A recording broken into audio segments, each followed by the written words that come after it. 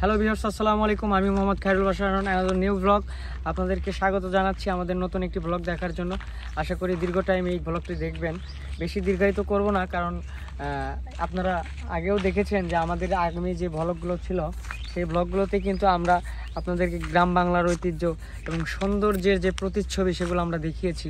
তো আমরা এমনই সেই গ্রামে, এইরকমই আরেকটি গ্রামে আছি, যেটা দেখেন যে আপনি যদি এই গ্রামে আসেন তাহলে বিশ্বাস করেন, আপনার মন যদি অনেক খারাপও থাকে তারপরে আপনি এই এই এই গ্রামে আসার পরে আপনার মন ভালো হয়ে যাবে।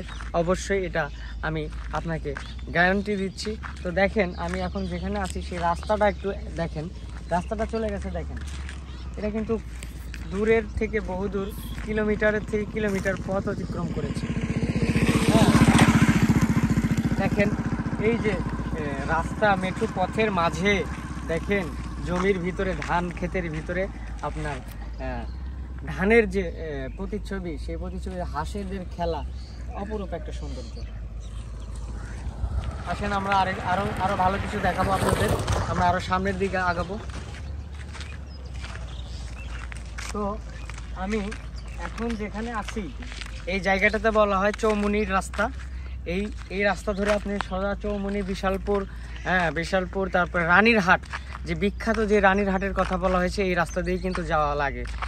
এই রাস্তা ছাড়া আপনি অন্য দিক দিয়েও যেতে পারবেন, কিন্তু এই রাস্তাটা সবচাইতে মেন রাস্তা।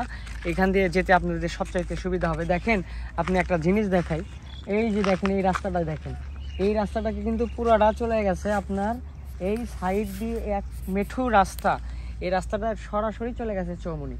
আর এই যে মাঝখানের যে গ্রাম অঞ্চলগুলো দেখতে পাচ্ছেন আপনারা, এই গ্রামগুলো, এটাকে বলা হয় আপনার একটা চৌমুনির কোনো একটা গ্রাম। হ্যাঁ, তো আমরা এখন যাব সামনের দিকে, কারণ সামনে আরও অনেক সুন্দর প্রকৃতির পরিবেশ আছে, যেখানে আমরা গেলে আপনারা আরও ভালো কিছু দেখতে পাবেন। আশা করি ভিডিওটি ভালো লাগছে আপনাদের। দয়া করে স্ক্রিপ্ট না করে পুরো ভিডিওটি দেখবেন। দেখেন আসলে বন্ধুরা,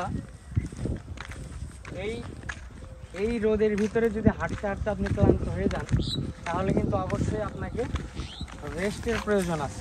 আপনাকে রেস্ট নিতে হবে অবশ্যই।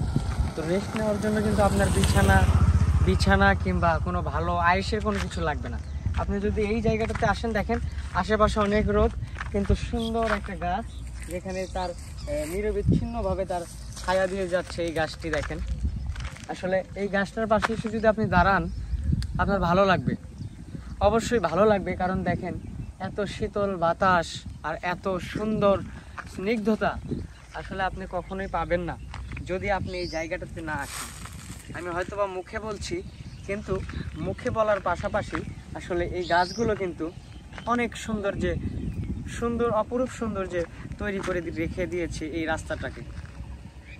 দেখতে পাচ্ছেন এই গাছের পাতাটা দেখেন কীরকমভাবে বেড়ে উঠেছে, নতুন পাতা। হ্যাঁ, তো আপনারা এই সুন্দর জায়গাগুলো উপভোগ করতে হলে আপনাদেরকে এখানে আসতে হবে। তো চলেন আমরা আর একটু সামনের দিকে এগোই। অনেকটা রেস্ট নিলাম আমরা, এখন হাঁটতে হাঁটতে কথা বলি। আপনারা দেখেন গ্রামের মানুষেরা ট্রলি, আমি বলেছিলাম প্রথমেই যে ট্রলি চালায় তারা।